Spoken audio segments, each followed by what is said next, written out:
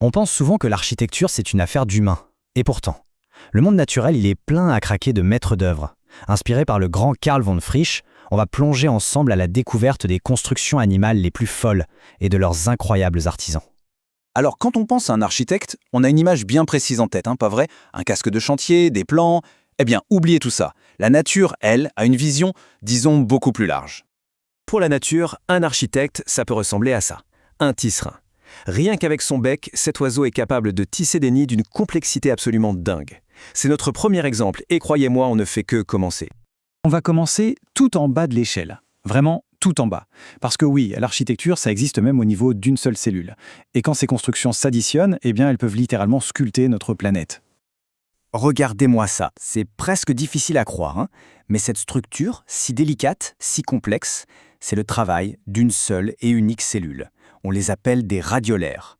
Ce sont des organismes microscopiques qui vont chercher la silice dans l'eau de mer pour construire ces squelettes. Ce sont de véritables bijoux de géométrie. Et alors, qu'est-ce qui se passe quand ces millions, ces milliards d'architectes microscopiques meurent?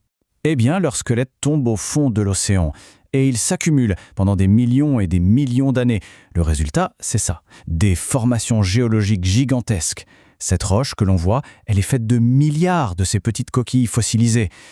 C'est ça qui est complètement fou, ce saut d'échelle. On part d'une seule cellule, une chose invisible à l'œil nu, pour arriver à des chaînes de montagnes entières. C'est la preuve que la plus petite des formes de vie peut avoir un impact absolument monumental sur des temps géologiques.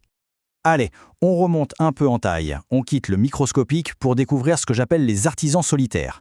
Des animaux qui ont développé des techniques de construction hyper spécialisées. Et chacun pour une raison bien précise. Le mot artisan, je le trouve parfait ici.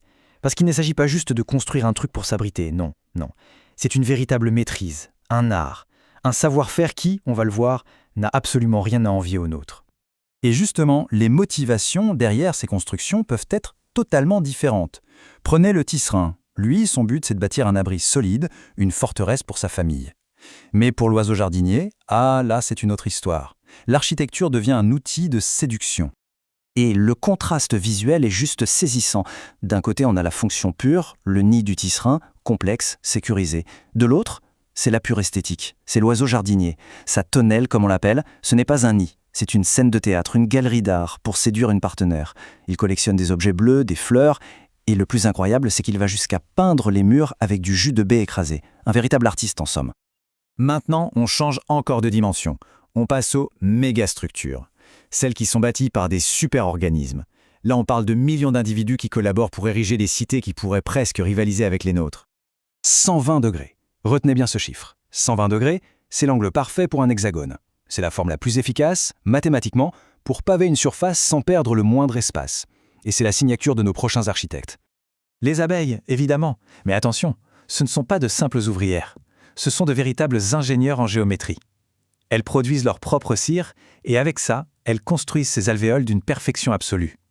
Le secret de leur précision? Eh bien, leur propre corps leur sert d'outil. Leur tête fait office de fil à plomb pour s'aligner parfaitement avec la gravité, et leurs antennes, elles mesurent l'épaisseur des murs au micromètre près. C'est juste hallucinant. Et on continue de monter en puissance avec une construction encore plus monumentale, la termitière. Ces structures peuvent atteindre plusieurs mètres de haut, abriter des millions d'individus et rester debout pendant des siècles. De véritables gratte-ciel de terre. Mais comme souvent, le vrai génie est invisible. Il est à l'intérieur. Parce que ce n'est pas juste en tas de terre, c'est un organisme à part entière. Tout un système de cheminées et de conduits crée un flux d'air constant, un peu comme un poumon géant. Ça régule la température, ça évacue le dioxyde de carbone. Bref, c'est un système de climatisation entièrement autonome et autorégulé. Et ça, des millions d'années avant nous. Bon, on arrive maintenant tout en haut de la pyramide, à l'animal qui ne se contente pas de construire sa maison, non. Lui, il redessine des paysages entiers. C'est l'ingénieur des écosystèmes. Et le voilà, notre ingénieur en chef, le castor.